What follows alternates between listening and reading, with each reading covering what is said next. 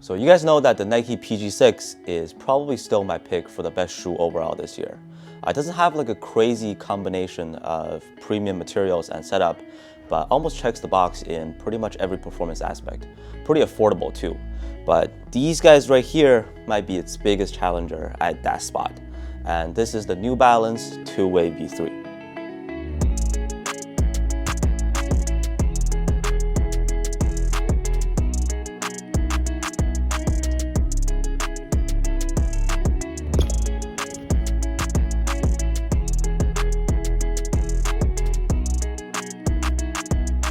Hi there, hope you're having a good day and welcome back to another video. We're doing more so a first impression type of video on these guys right here because I'm sure that I'll be talking about them quite a few more times.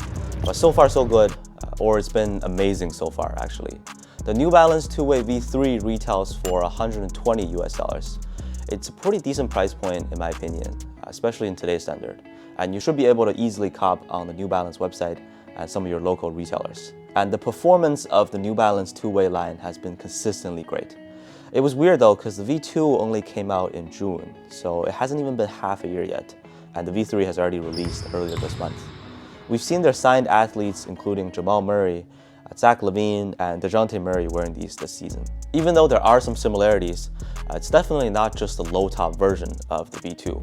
And let's get right into some details and why I think you should give these a serious look. Well, maybe some better looking colorways later on. They come in the standard red New Balance box. On a first look, this is clearly a low top shoe, but the cut around the collar is not like super low. It's a pretty modernized design with an enlarged N logo overlaying from the lateral side to the middle where the laces are. There's also a small N logo inside the bigger one. The materials feel nice and soft in hand. New Balance calls it a molded textile upper. They conform to your feet really well, and I really like the upper materials on a hoop shoe too much, but this one is on point. You can see these brain patterns all over, like the graphic on the tongue, so the brain is the inspiration. The V3's description says that they are designed for fast reactions, accelerations, and quick stops. The technology featured is still fuel cell with absorbed cushioning. Low-key, but fantastic setup. There's a midfoot TPU clip that helps with stability, and looking at the outsole, the traction pattern is similar to the V2. It has those circles on top and bottom. They almost act as suction cups that grip the floor very well. Instead of the half translucent, half solid rubber outsole on the V2, this one is fully translucent, at least on this colorway it is. And these are slightly below average weight. For my size 10.5 pair, they are right at 400 grams. To give you a reference here, they are basically the exact same weight as the Nike PG6 and Jordan Luka 1. But the V2 was actually even lighter than these. Just so you know how light those are as a mid-top. But anyways, these guys are pretty light on feet. And as to how the two-way V3 performs on the court, the cushioning and comfort level are great.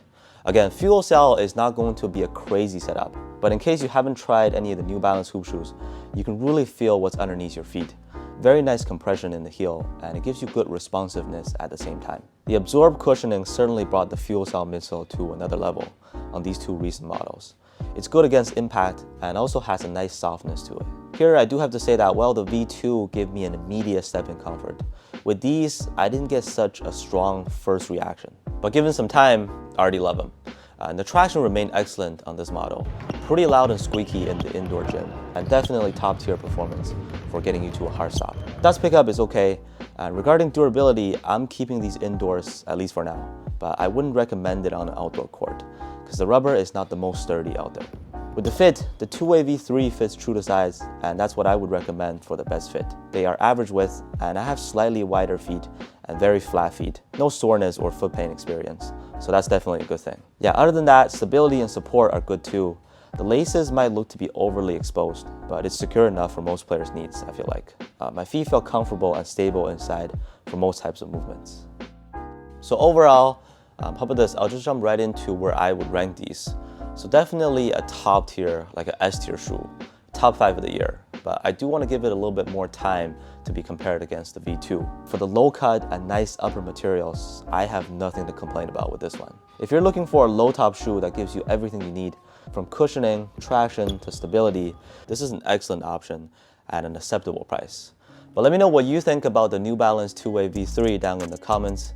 Thank you so much for watching, and I'll see you on the next one.